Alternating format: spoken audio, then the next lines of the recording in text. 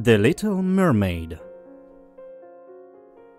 Deep in the sea, where the water is blue, lives a magical underwater folk. The Sea King had become a widower, and the household was managed by an old mother. She cherished her granddaughters, the mermaids, with all her soul.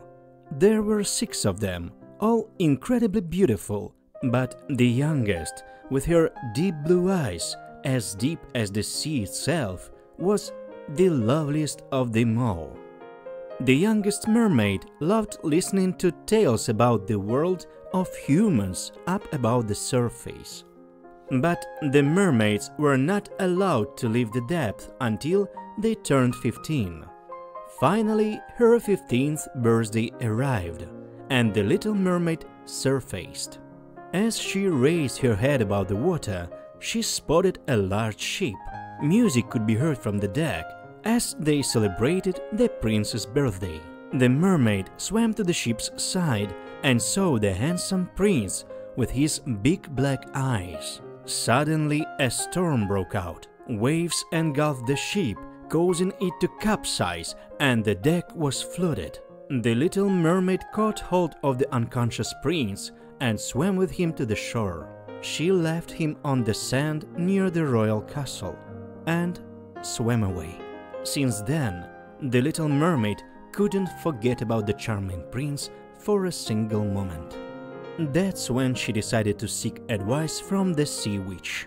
"I know why you've come," said the witch to the mermaid.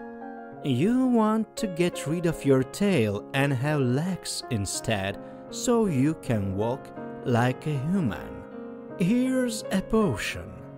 Drink it, and your fishtail will turn into a pair of slender legs.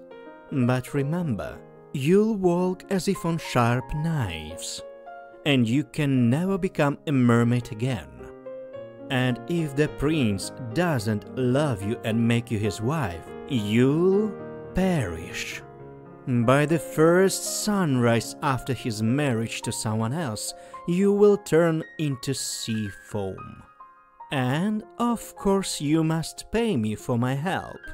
You will give me your voice." "Agreed," the Little Mermaid said, and drank the potion given to her by the Sea Witch. In an instant, she lost consciousness and fell lifeless. When the Little Mermaid finally regained her senses, she found herself on the steps of the royal palace, with the handsome prince standing before her. She blushed and noticed that her fishtail had disappeared, replaced by 2 small legs. The prince asked who she was and how she came here, but the Little Mermaid could only gaze at him with her deep blue eyes. She could no longer speak. The prince then took her hand and led her into the palace. Every step caused the Little Mermaid such pain, as if she were treading on sharp knives. They dressed the Little Mermaid in silk, and she became the belle of the court. Day by day, the prince grew more attached to the Little Mermaid, but he loved her only as a sweet, kind child. The thought of making her his wife and princess never crossed his mind. However, rumors started circulating that the prince would marry the daughter of the neighboring king. At first, the prince wasn't very keen on the idea, but then he saw the princess, and it seemed to him that she was the girl who had saved him during a terrible storm. The Little Mermaid's heart felt as though it would break from the pain. The prince's wedding would surely kill her. The ceremony took place on a ship. The Little Mermaid knew that she had only one evening left with the one she had forsaken her family for, the one she had given her enchanting voice for, enduring torments that no one could fathom. And the Little Mermaid waited for the first ray of sunlight, which she knew would be her death. Suddenly, she saw her sisters emerge from the sea. Their long, luxurious hair no longer danced in the wind. It had been cut. "We gave our hair to the witch so she could help us save you from the death. And she gave us this knife. Kill the prince and come back to us," they exclaimed. Lifting the tent of the pavilion, the little mermaid saw the sleeping prince and princess. She looked at the sky, where the morning glow was spreading, then at the sharp knife. The little mermaid loved the prince with all her heart, and therefore could not take his life.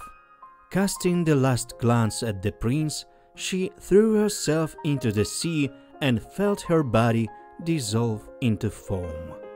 The little mermaid gazed at the clear sun and suddenly noticed strange creatures flying above her.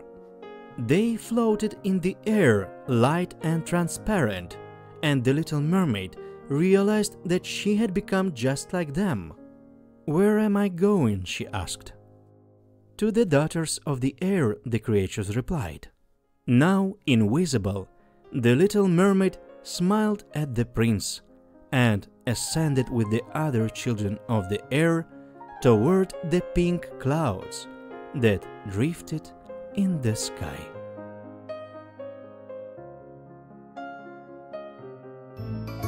The Rabbit Reader read for you. Don't forget to subscribe and like. Thank you for watching.